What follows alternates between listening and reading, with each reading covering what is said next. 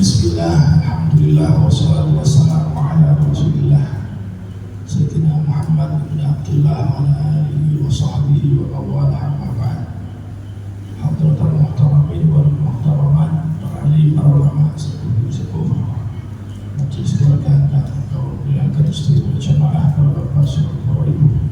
Alhamdulillahirabbil alamin. Tak terasa malam ini adalah malam ke-9 daripada bulan suci Ramadan. Atas itu keluarga Sami ada di 10 hari pertama yang disabdakan oleh baginda Rasulullah SAW, huwa syahrun awwaluhu rahmah. Bulan Ramadan adalah bulan yang mana adalah permulaannya adalah rahmat, wa awsatuhu maghfirah, pertengahannya adalah ampunan, wa akhiru idhum minan nar, dan akhirnya adalah pembebasan dari neraka. Karena kita ada di 10 hari pertama Ramadan, Allah rahmah kumpul kabeh pikantuk rahmati Gusti Allah. Amin Allahumma amin. Salawat serta salam mudah-mudahan tercurahkan kepada junjungan kita Nabi besar Muhammad SAW. Maka malam ini kita membahas tentang rahmat. Nopo si rahmat. Sanes tanggone dengan tengkawonge rahmat. Apa sih rahmat itu? Di dalam Al-Quran, rahmat dengan segala derivasi atau segala tasrifannya itu disebut sebanyak 268 kali di dalam Al-Quran. Salah satunya di dalam surat Al-Ahzab, Allah Subhanahu wa ta'ala dawuh, qul man dzalladzi ya'simukum minallah in arada bikum su'an aw arada bikum rahmah. Siapa sih yang bisa menjaga kalian dari Allah kalau Allah berkehendak untuk menimpakan kejelekan kepada kalian, ataupun Allah berkehendak untuk memberikan rahmatnya. Rahmat di situ katanya Al-Imam Al-Qurtubi, khairan wa nusran wa afiyah. Yang dimaksud dengan rahmat pada ayat tersebut adalah kebaikan, pertolongan, dan keselamatan. Dari 268 itu berbagai macam makna rahmat. Maka kalau diambil kesimpulan, rahmat itu adalah lafaz yang umum yang mencakup di dalamnya semua kebaikan, semua kemanfaatan yang kembali kepada manusia, baik dalam urusan dunia maupun urusan akhirat. Muka-muka oleh rahmat Gusti Allah. Amin. Rawu dalam hadis yang sahih diriwayatkan Bukhari, baginda Rasul sallallahu alaihi wasallam dawuh, innallaha khalaqar rahmah yauma khalaqaha. Gusti Allah niku nyiptakno rahmat pada hari di mana Allah menciptakan rahmat itu mi'ata rahmah. Allah menciptakan 100 rahmat. Pinten Bu? 100 rahmat.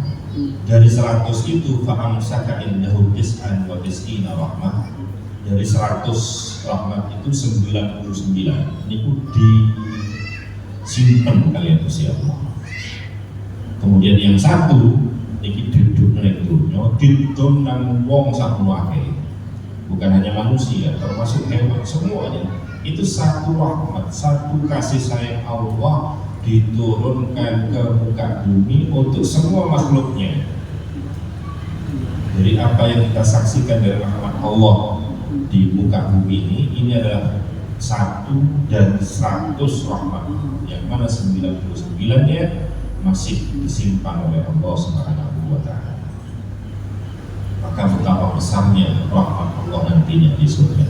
Saking dari besarnya rahmat Allah, baginda Rasul bersabda, "Falau ya'lamul kafir bi kulli ladzi indallahi min rahmah lam yai'as minal jannah." Seandainya orang kafir ngerti betapa besarnya rahmat Allah, maka mereka tidak akan putus asa untuk meminta surga kepada Allah Subhanahu wa ta'ala. Dan sebaliknya, lau ya'lamul mu'min bi kulli ladzi indallahi minal adab, ngerti ya apa gedene adab Gusti Allah, setiap orang yang beriman pun dia takut dan tidak merasa aman dari api neraka. Ja'alallahu rahmah mi'ata juz'in. Allah menciptakan rahmat itu ada 100. Fa'amsaka indahu tis'atan wa tis'ina juz'an, dan Allah menyimpan 99-nya. Wa anzala fil ardi juz'an wahid, dan diturunkan satu bagian rahmat ke dunia. Fa'min dzalikal juz' yatarahamul khalqu, dan dari satu bagian rahmat itu maka semua makhluk itu berkasih sayang satu sama lain, bahkan hewan satu dengan hewan yang lainnya. Hatta tarfa'al faras hafiraha an waladiha, sampai kalau ada kuda ya, punya anak, punya bayi kuda, itu kuda itu kemudian mengangkat kakinya, khawatir kakinya ngider anaknya. Saking tepok welasnya induk daripada kuda kepada anaknya, dan itu welas kasih seperti itu dari satu bagian dari 100 rahmat Allah Subhanahu wa Ta'ala. Diceritakan dari Abu Hurairah, satu ketika Rasul itu mencium Sayyidina Hasan bin Ali, putranya Sayyidina Ali bin Abi Thalib, atau cucunya Sayyidina Hasan. Dan saat itu ada tamu namanya Aqra bin Habis.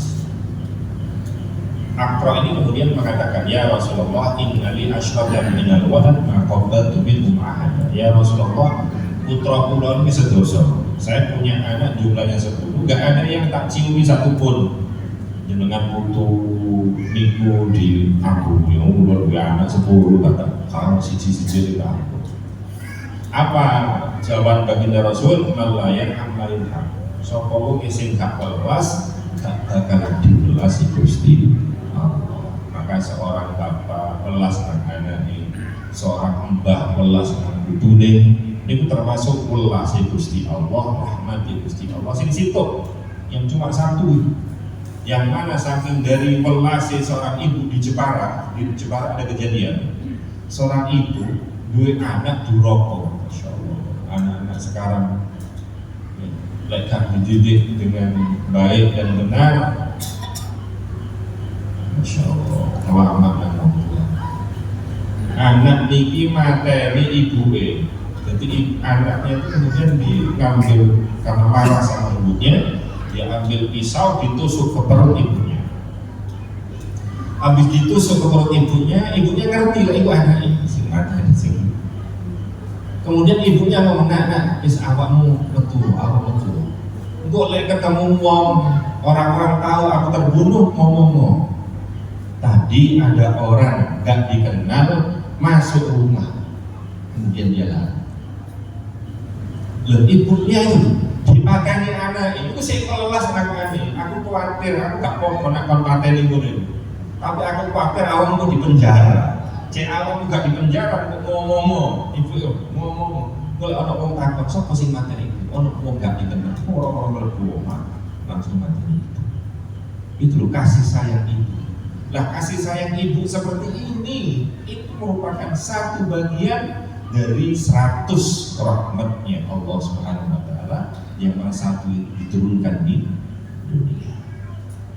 Di zamannya Kanjeng Nabi, Sayyidah Aisyah menceritakan ada seorang pengemis dengan menggendong dua anaknya karena dia minta makanan, kemudian sama Sayyidah Aisyah dikasih.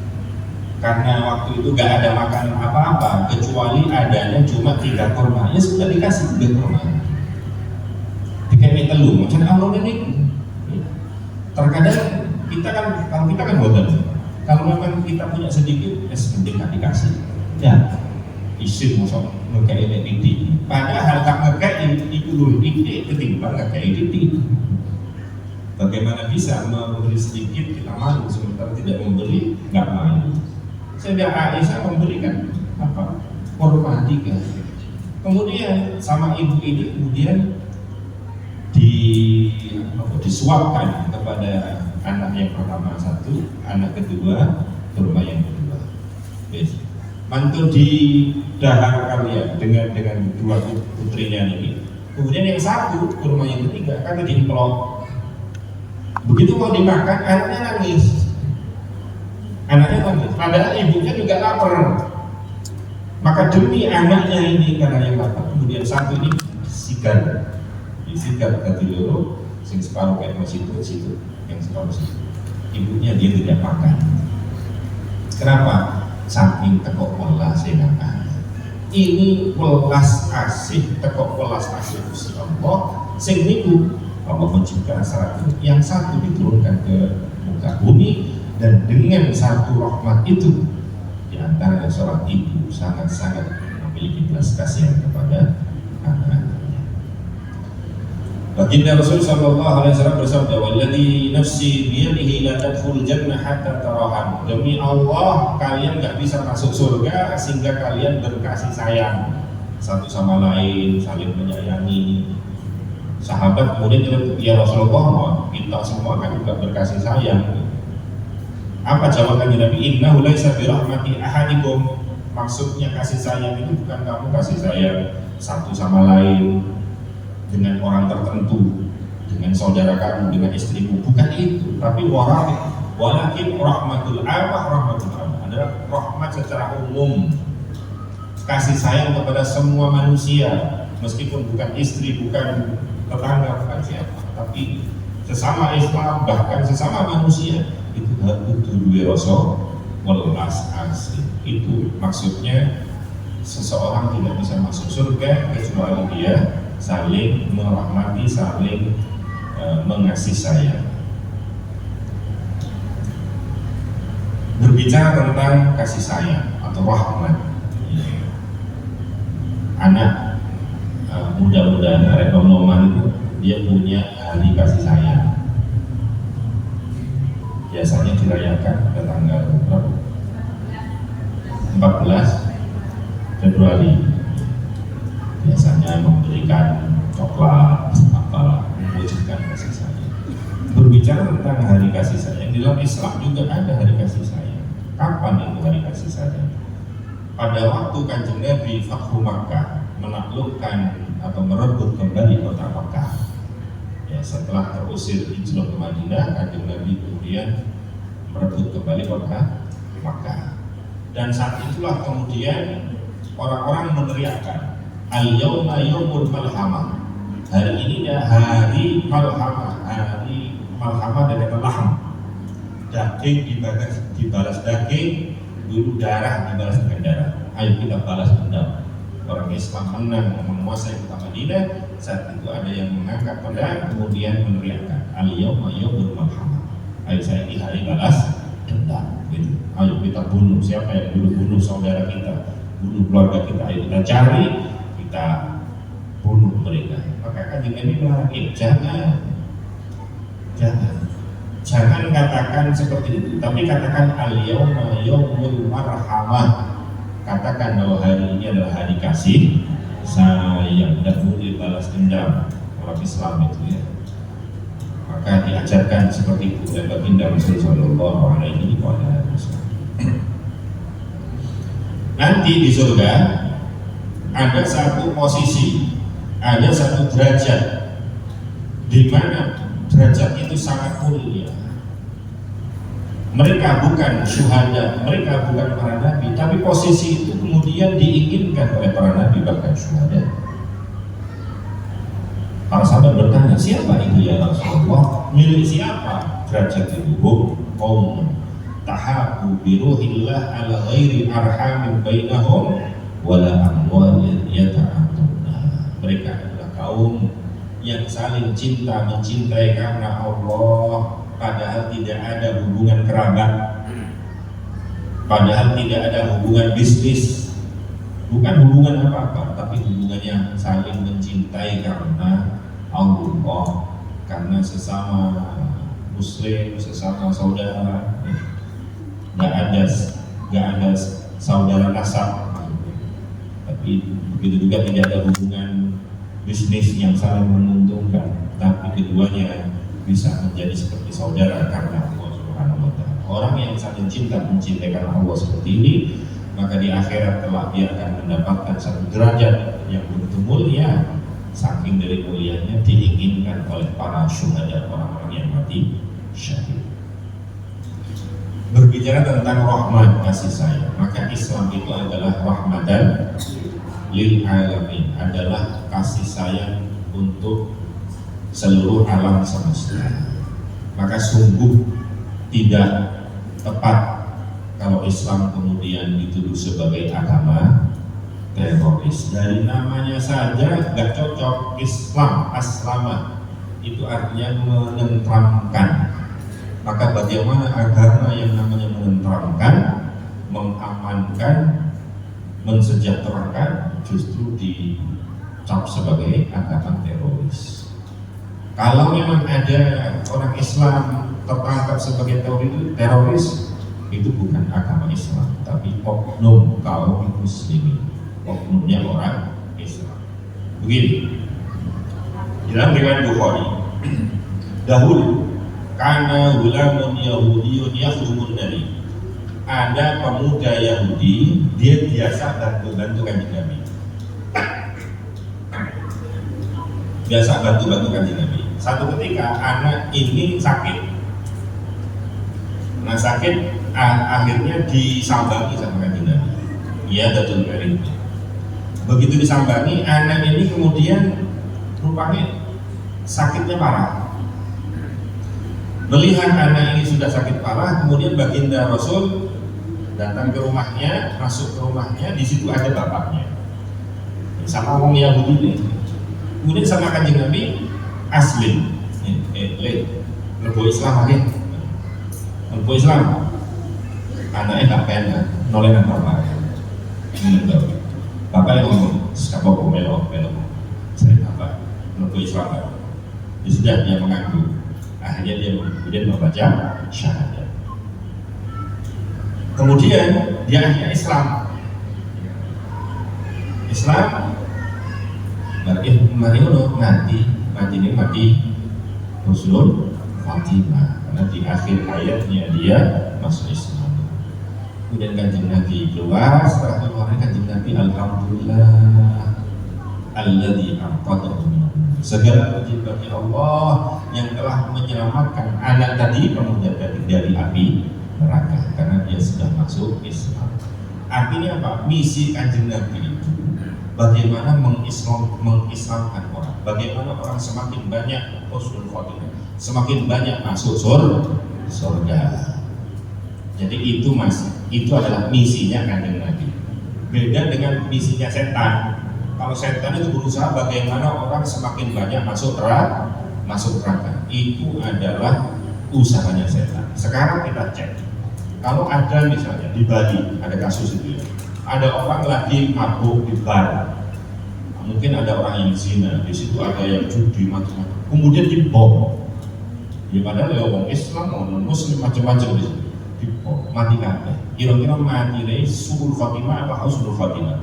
Sing dibom itu sing lagi mabuk judi macam-macam. Suul khotimah apa husnul khotimah? Suul khotimah. Lah suul khotimah masuk surga apa masuk neraka? Masuk neraka. Berarti orang ini misinya semakin banyak menjadikan orang masuk neraka. Lah semakin banyak masuk neraka, kira-kira yang ngomongkan Nabi mau setan. Berarti terorisnya itu bolong dengan Nabi mau bolong setan. Jadi kalau bolong dengan Nabi, ya bukan dibom, tapi didakwai bagaimana mereka lebih sadar, mereka dapat hidayah, bisa husnul khotimah, bahkan bagaimana mereka bisa masuk surga. Saya teringat dengan Al-Maghfurlah Rono Hebat, yaitu menghentikan nang swarga itu dewenan jak-jakan ngejak-ngejak om. Jadi ojo egois ya. Sopo sing egois niku wong sing teko nang pasar Pakiah dewenan. Dadi lek sampeyan teko kudu kejak kanggone ta kejak dulure kudu jak nang swarga. Lek nang swarga ojo dewenan golek monco. Karena surga terlalu luas sampai nggone dewenan. Misalnya sampai yowe sampai ahli foso, ahli tahajud macam-macam, akhirnya lebih swarga. Karena sampai amale wakil begini lebih swarga.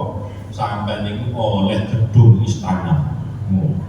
Istana ini mau 1 hektar, tingkat 100, tapi sampai dewenan ya begitu. nggak asik gitu. Bulan itu kudu ngejak-ngejak wong ya.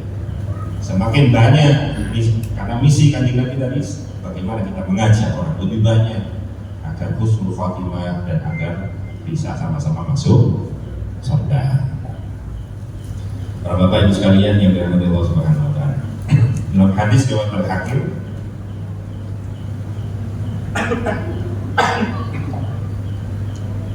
Baginda Rasul sallallahu alaihi wasallam bersabda, barusan iku Jibril, malaikat Jibril datang, kata Kanjeng Nabi.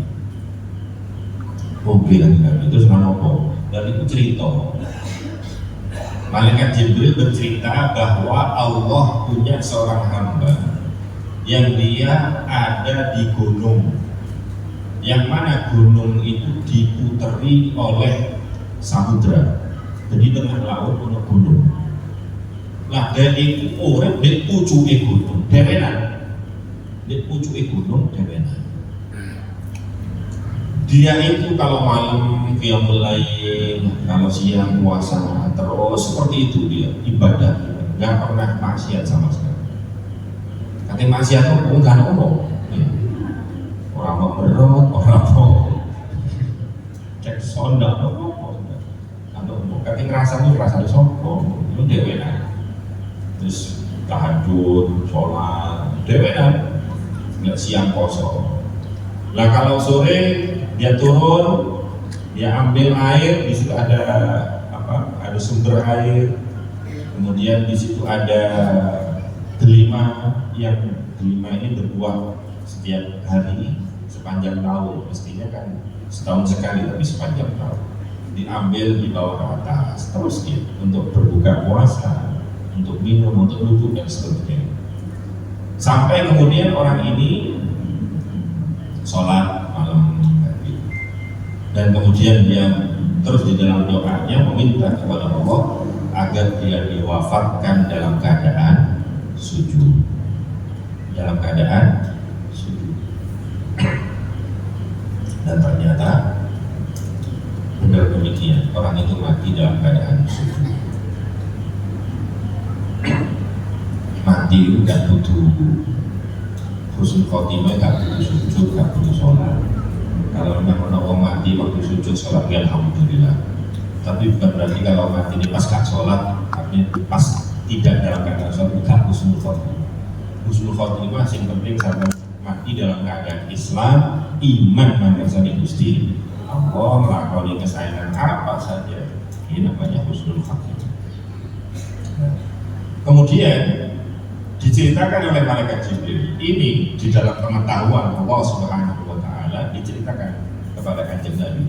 Nanti di hari kiamat orang ini di pengadilan Allah dipanggil. Mengerti Allah Subhanahu wa taala, dia beribadah 500 tahun tanpa ada maksiat sama sekali. Uripe 500 tahun. Lihat orang yang sami itu murid itu satu jarang-jarang orang sekarang ya Allah. Tapi seberapa kudus ya kita untuk husnul khotimah. Amin Allahumma. Ini orang usia 500 tahun ibadah terus ya. La ya'sillah tarfat ain, dia tidak bermaksiat sekedip mata. Sekejap saja tidak pernah dia bermaksiat. Zikir terus, mati dalam keadaan sujud pula. Pada dunia akhirat dipanggil sama Allah. Ya, wes, kamu pantas berbuat surga. Malaikat, adkhilu abdi al-jannah birahmati. Malaikat, bawa orang ini, hamba ini masuk surga. Berbuat surga. Begitu dipersilahkan sama malaikat, orang ini nggak bergeming, nggak bergerak. Dia kemudian berkata, Rabbi bi'amali, Gusti, ngapunten Gusti, kalau kepingin lebih swarga, tapi bukan dengan welas kasih panjenengan. Soalnya kalau kesel 500 tahun ibadah, kalau kepingin kalau lebih swarga, itu kelawan ibadah. Masa gak dimilai ibadah 500 tahun, kesel-kesel poso, dia mulai bareng melbusan ngeledek, birok mati, betul turun. Malaikat bawa orang ini masuk surga dengan rahmat. Boten Gusti bal bi amali. Saya tidak mau saya masuk surga mau asalkan dengan amal.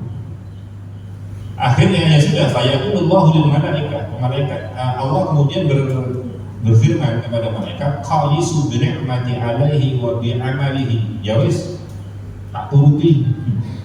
Ya. Malaikat timbangan dari timbangan antara nikmatku dengan amalnya. Akeh-akeh ini. Aku ngekei nikmat, wong iki dadi wong sehat.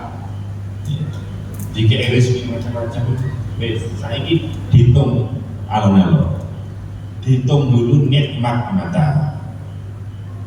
Belum semua anggota badan, nikmat mata dulu. Sampai di melek kata ini nikmat luar biasa. Pernah bayangin nggak sampai ini terlahir dalam keadaan buta sekarang? Ya Allah, kok bingung sampai susah ya. Jadi meleknya alhamdulillah saya bisa lihat mushaf, bisa baca Quran, itu satu nikmat. Ya sudah, malaikat sekarang nikmat mata timbangan dengan ibadahnya selama 500 tahun. Akhirnya ditimbang sama malaikat. Ternyata timbangan pertama ini, nikmat yang pertama adalah nikmat mata. Apa yang terjadi? Nikmat mata ini sudah bisa menghabiskan dan membandingi ibadahnya selama 500 tahun. Belum lagi nikmat tangan yang bisa bergerak, kaki yang bisa melangkah, ginjal yang normal, paru-paru yang bisa tambahan dengan normal, jantung sampai ya yang sehat kayak begitu. Itu belum dihitung yang lain, masih nikmat mata. Nikmat apa? Ibadah 500 tahun itu kalah dengan nikmat. Belum lagi yang lainnya. Terus Allah. Dan ibadahmu burung segitu. Ketimbang nikmatku, nikmat motor skala. Ya sudah, fayaqul adkhilu abdi annar. Malaikat krana wong iki gak sebanding antara ibadah ketimbang nikmat sing tak kei. Sing akeh nikmatku, ya wis berarti wong iki kalah lepur nang neraka. Diseret sama malaikat. Begitu diseret, gemetar orang ini. Pun. Fayujaru ilan nar. Tatkala diseret sama malaikat dia ke neraka. Fayunadi Rabbi birahmatikum adkhilul jannah. Pun Gusti pun. Tobat kula Gusti pun. Boten apa pun. Kula mlebu swarga masuk kelawan rahmat itu jenengan. Ampun boten apa. Yang penting kula mlebu swarga. Ya Allah. Akhirnya ya wis telur dari mana? Sudah kami seret, kata calon ini, apa? Bah, balik ini. Kemudian Allah berfirman kepadanya, hei wong, ya abdi, wahai hambaku, man khalaqaka wa lam taku syai'an. Aku takut saya, siapa yang menciptakan kamu? Sing dadekno awakmu padahal dia bukan apa-apa. Anta ya di panjenengan. Kamu diciptakan itu permintaanmu atau karena rahmatmu? Biar makan jenengan Gusti. Oh, ya ngerti ya Pak. Wes.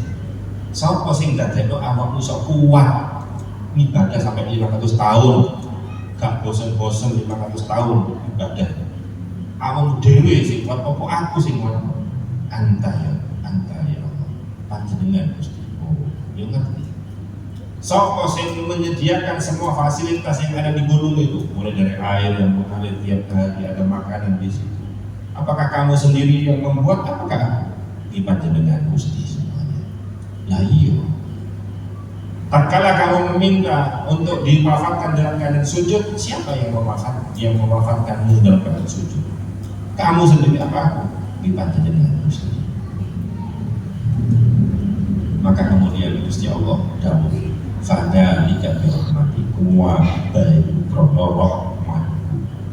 Fa bi rahmati udkhiltal jannah, mempunyai swarga kelawan rahmatku kasih sayang. Sudah malaikat adkhilu abdi al jannah bi rahmati, dan malaikat sudah masukkan orang ini ke surga. Akhirnya orang ini masukkan ke surga. Kemudian kata malaikat Jibril, innamal asya bi rahmatillah ya Kanjeng Nabi, bahwa segala sesuatu yang ada di muka bumi ini semuanya itu terjadi karena rahmat Gusti Allah. Maka jangan pernah kita meremehkan dan melupakan rahmat Allah Subhanahu wa Ta'ala. Allah memberikan kita kenikmatan yang luar biasa, itu semuanya adalah rahmat Gusti Allah. Jangan pernah kufur. Namanya nikmat itu bukan hanya lembaran-lembaran uang warna merah, warna biru, bukan. Ya, rumah sana lekatnya kalau duit tadi gak boleh nikmat, gak boleh rezeki. Dan rezeki itu semua yang dikasih kepada Allah. Di dalam kitab Ihya Ulumuddin Imam Ghazali menceritakan ada seorang pemuda, dia sowan kepada seorang kiai. Pak Kiai itu nulis sumpah apa boleh tadi besar boleh sumpah awak bukan kurang apa boleh kurang situ kurang syukuri jadi daya lah Pak Kiai ya apa kate syukur apa sing tak syukuri jenenge dompet dibuka iki lho kosong gak tadi besar aku tidak punya uang, tidak punya apa-apa sih kata kiainya. Kalau mata kamu diambil sama Allah, kemudian bikin video sak miliar, urut dong betul, betul urut, video sak miliar tapi butuh. Tangan kamu bisa ketik, bisa menulis, bisa beraktivitas. Bagaimana kalau kedua tangan diambil sama Allah, akhirnya gak bisa obat, diganti sak miliar, urut, betul urut. Sampai nang dinangi sok laku sikit, masuk kamu mau sepeda motor sampai laku sikit. Gara-gara kamu sehat, kaki bisa melangkah. Mau nggak kira-kira dibeli sama Allah 1 miliar, tapi kamu kemudian nggak bisa jalan? Ini betul. Ginjalmu, apa? Ginjal manusia ada berapa? Ada 2. Kenapa? Kok ginjal itu ada 2? Karena kalau satu namanya ganjil. Iya, kalau 2 baru ginjal. Bagaimana karena ginjal kamu diambil diganti 1 miliar? Gimana? Maka kata kiainya, wahai pemuda, bagaimana engkau tidak malu sama Allah? Allah telah menitipkan aset bermiliar-miliar hanya di tubuh kamu. Itu belum kamu belum mau bersyukur kepada Allah Subhanahu. Katanya tadi Allah, ojo ngenteni loro. Panjang sehat ikut nikmat, lek wis loro, lek wis loro untukan ini Allah untuk tapi jangan nikmat. Lek loro untu masya Allah, loro watang loro baru terasa nikmatnya kita punya sehat. Maka jangan hanya kita bersyukur tatkala kita punya uang, duit nggak duit ngapa-ngapain setiap saat setiap apapun. Maka kita punya nikmat iman Islam itu juga merupakan nikmat yang luar biasa yang harus kita syukur. Panjenengan syukur insya Allah bakalan ditambah kalian Gusti Allah. Ojo sampai ono dino Rasulullah. Tapi kepingin ditambah nikmati kan. Gimana rumusnya? Ini cara ngomong pasti keliru. La insyakartum la azidannakum. Sapa wong sing syukur ditambahi. Lek kufur inna adabi wasyad. Ono wong kepengin nang kada, tapi mlaku ngidul tutuk mboten.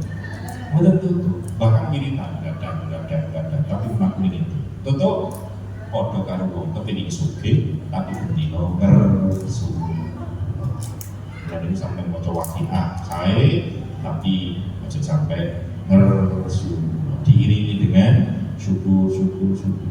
Alhamdulillah, berbanyak alhamdulillah. Insya Allah nikmat akan ditambah lagi sama Allah Subhanahu wa Ta'ala. Ini kemudian yang saya ketuaturakan kepada salam apa itu hanya Allah wa innakum ajma'in wa lakum Assalamualaikum warahmatullahi wabarakatuh. Monggo sholat hajat.